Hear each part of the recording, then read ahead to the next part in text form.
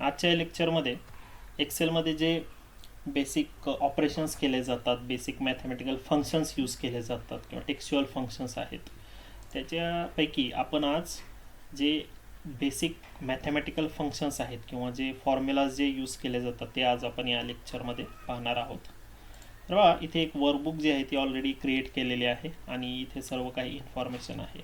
Basically बघा, एक्सेलमध्ये ज्यावेळी आपल्याला काही मॅथमॅटिकल ऑपरेशन्स करायचे असतील किंवा कोणत्याही ज्यावेळी आपल्याला कॅल्क्युलेशन जर करायचे असतील तर दरवेळी फंक्शन्सचा यूज करण्याची काही गरज नसते. जसं की आपण बिल्ट इन फंक्शन इथून यूज करू शकतो, की जसं की आपल्याला फॉर्म्युलाजमध्ये इनबिल्ट काही फंक्शन्स जे दिलेले आहेतच, बट आपण काही बेसिक ऑपरेटर्सचा यूज करून सुद्धा त्याच्यावरती ऑपरेशन्स करू शकतो. जसं की प्लस हे साईन आपण ॲडिशनसाठी यूज करू शकतो, मायनस सबस्ट्रॅक्शनसाठी, मल्टिप्लिकेशनसाठी स्टार, डिव्हिजनसाठी स्लॅश आणि पॉवरसाठी कॅरेटचं सिम्बॉलचं यूज करून आपण ते फंक्शन्स यूज करू शकतो. जसं की इथं आता दोन नंबर्स जे आहेत ते दिलेले आहेत, C3 अँड C4. ठीक आहे, यांचे सेल नंबर बघा C3 इथं येते बघा C3 आणि इथं जी आहे ती येते C4. बेसिकली इथे तुम्ही पाहू शकता. आता इथे आपल्याला एक फॉर्म्युला लिहायचा आहे, इज इक्वल टू दोन नंबर जे आहेत त्यांचा रेफरन्स आपल्याला द्यायचा आहे.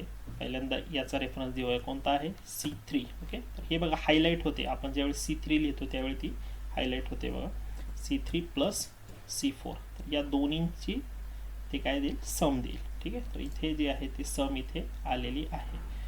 त्याचबरोबर आपण असंही करू शकलो असतो 1 + 2, तरी सुद्धा सेमच येणार आहे. बट होते काय, कधीही मी सांगितलेलं आहे की ज्यावेळी आपण एखादं फंक्शन यूज करतो किंवा मॅथमॅटिकल ऑपरेटर ज्यावेळी यूज करत असतो त्यावेळी नेहमी सेलचा रेफरन्स जो आहे तो द्यायचा असतो. कारण ज्यावेळी आपण इथं काही चेंजेस करतो त्यावेळी हे जे आहे ते याच्यामध्ये काही अपडेशन होत नाही. ज्यावेळी आपण सेल्सचा रेफरन्स देतो त्यावेळी इथं अपडेट जर केलं तर ते ऑटोमॅटिकली इथे सुद्धा अपडेट होत राहतं.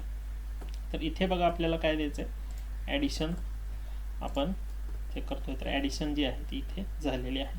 समजा आपल्याला सबस्ट्रॅक्शन करायचे तर काय करायचं आहे, C4 मायनस C3 सबस्ट्रॅक्शन झालेले. मल्टिप्लिकेशन करायचं असेल C4 इंटू स्टार यूज केलेला आहे आणि C3. Okay, C4 into C3 इथे आलेला आहे बघा 2. इथे जर मी नंबर जर चेंज केला तर बघा इथे जे आहे ते फॉर्म्युला जो आहे तो अपडेट होतोय. Ctrl+Z केलेलं आहे. परत एकदा इथे समजा मी अपडेट करतोय परत एकदा नंबरचा, आता डिव्हिजन यूज करतोय 4/2. बेसिकली बॅकस्लॅश आपण यूज केलेला आहे, तर इथे तुम्हाला 2 भेटून जाईल डिवाइड केल्यानंतर. आणि समजा 4चं आपल्याला काय करायचं आहे, स्क्वेअर काढायचं आहे, कॅरेट आणि 2. तर आपल्याला काय भेटलेलं आहे, इथं त्यांचा स्क्वेअर सुद्धा इथे भेटलेला आहे.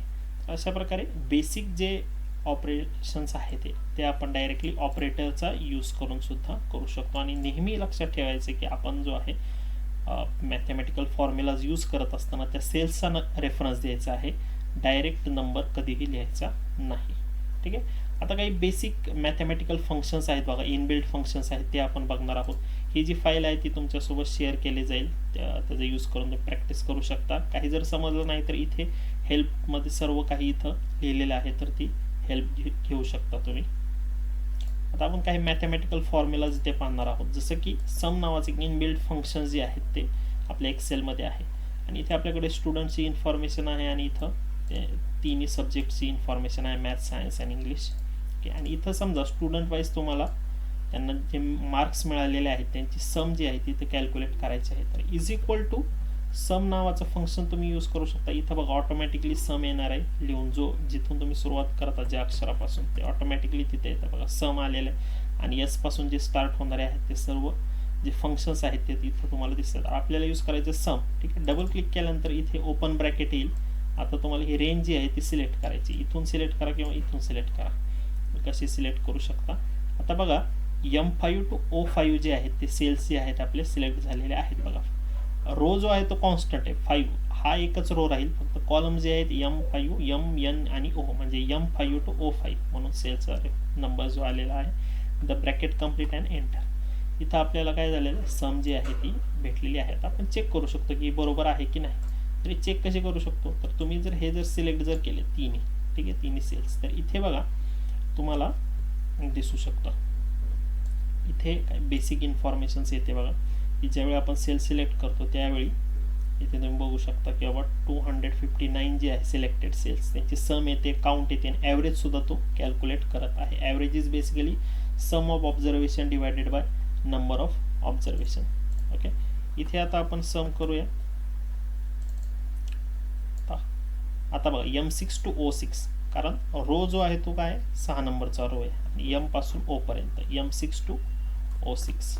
ठीक, आणि अशा प्रकारे आपण सर्व काही फॉर्म्युला लिहू शकतो. आता इथे खूप टाइम लागेल, कारण इथे समजा 5च स्टुडंट्स आहेत तर तुम्ही लिहू शकता फॉर्म्युला. बस समजा ज्यावेळी 1000 असतील स्टुडंट्स आणि तिथे तुम्ही सगळं मॅन्युअली लिहू शकत नाही, तर एक्सेलमध्ये बघा इनबिल्ट असं एक खूप चांगली फॅसिलिटी दिलेली आहे की तुम्ही इथे ड्रॅग करू शकता. तर ड्रॅग कसा करायचा की हा फॉर्म्युला जो आहे M5 इथे तुम्ही बघू शकता बघा, फॉर्म्युला बारमध्ये जो आहे आपल्याकडे फॉर्म्युला येतो बघा, M5 to O5 हा फॉर्म्युला आलेला. तर इथे जो आहे तो सेम फॉर्म्युला इथे पण यांना लागला पाहिजे, इथे यांची सम आली पाहिजे. तर ते कसं करू शकता, या सेलमध्ये जर ज्यावेळी तुम्ही सिलेक्ट करता आणि इथे तुम्हाला एक ड्रॅगचं ऑप्शन दिसेल बघा, ज्यावेळी प्लस जे आहे ते डार्कमध्ये येईल बघा, आणि हे ते क्लिक करून तुम्ही इथपर्यंत असं ट्रॅक करत जर नेला तर तुम्हाला तो फॉर्म्युला जो आहे तो सगळीकडे आलेला दिसेल आणि तुम्हाला त्या व्हॅल्यूजसुद्धा भेटतील. तर अशा प्रकारे तुम्ही ड्रॅग करू शकता, किंवा कंट्रोल Z करतोय, किंवा तुम्ही इथपासून इथपर्यंत सिलेक्ट करा आणि शॉर्टकट आहे बघा control D. Okay, control D जर केला तर हा जो फॉर्म्युला आहे तो सगळीकडे येऊन जाईल. फक्त सेल्सचा जो रेफरन्स आहे तो चेंज होईल बघा, कारण इथे जो आहे तो काय पाहिजे आपल्याला 9 नंबरची रोजची सम पाहिजे, त्यामुळं M9 to O9 जी आहे ती ऑटोमॅटिकली इथं येऊन जाईल. कंट्रोल D नावाचं शॉर्टकट आहे बघा, म्हणजे एका सेलमध्ये फॉर्म्युला लिहायचा आहे आणि इथपासून इथपर्यंत सिलेक्ट करून तुम्ही काय करायचं आहे कंट्रोल D करायचं आहे, तर तुम्हाला सर्व काही इथे भेटून जाईल. त्याचबरोबर मिनिमम काढायचे आहे, म्हणजे मिनिमम काय करतं तर स्मॉलेस्ट नंबर तुम्हाला इथे देतं, जसं की मॅथ्समध्ये सगळ्यात जे स्मॉलेस्ट जे आहे तो नंबर कोणता आहे. ठीक आहे, या कॉलममध्ये तर आपण काय करू शकतो, इज इक्वल टू मिनिमम नावाचं फंक्शन इथे यूज करू शकतो आणि जे सेल सिलेक्ट करून ब्रॅकेट कंप्लीट, आणि इथे बघा तुम्हाला जे स्मॉलेस्ट नंबर आहे ती येऊन जाईल. इथून इथपर्यंत काय राईट साईडला आपण ट्रॅक करून ते मिनिमम नंबर्स मिळवू शकतो. सेम आपण काय करू शकतो, मॅक्सिमम काय करेल लार्जेस्ट नंबर देईल बघा. आणि तुम्हाला जर नाही लक्षात आलं तर इथे बघा तो फॉर्म्युला सुद्धा दिलेला आहे, तर याचा सुद्धा यूज करू शकता. ही वर्कबुक सुद्धा तुम्हाला प्रोव्हाइड केली जाईल. त्यानंतर ॲव्हरेज म्हणजे काय sum of all observation divided by number of observation. Direct ॲव्हरेजचा फॉर्म्युला आहे बघा, फंक्शन आहे आपल्याकडे. ॲव्हरेज आपल्याला भेटलेली आहे बघा. ठीक आहे, प्रत्येक स्टुडंटला मिळालेल्या मार्क्सची ॲव्हरेज सुद्धा आपल्याला अशा प्रकारे भेटू शकते. रँक फंक्शन आपण पुढच्या लेक्चर्समध्ये पाहूया.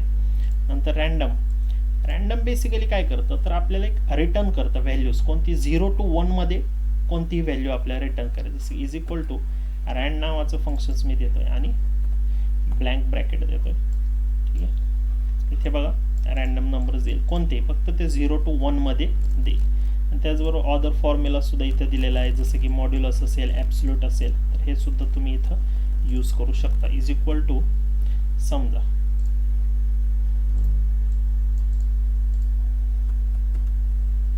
मॉड्युलस काय करेल रिमाइंडर आपल्याला देतो, जसं की 12 डिवायडेड बाय 2. ठीक आहे, काय येईल रिमाइंडर 0 येईल. जर समजा 13 केलं असतं तर रिमाइंडर काय आलं असतं 1.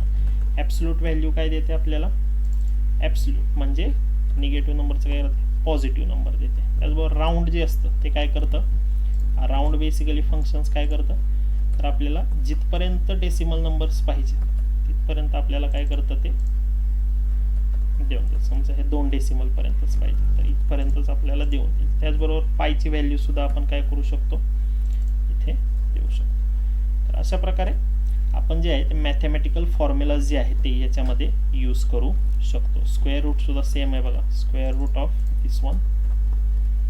ठीक आहे, आणि लॉग जे आहे ते सुद्धा आपण इथं यूज करू शकतो. ठीक आहे, अशा प्रकारे मॅथमॅटिकल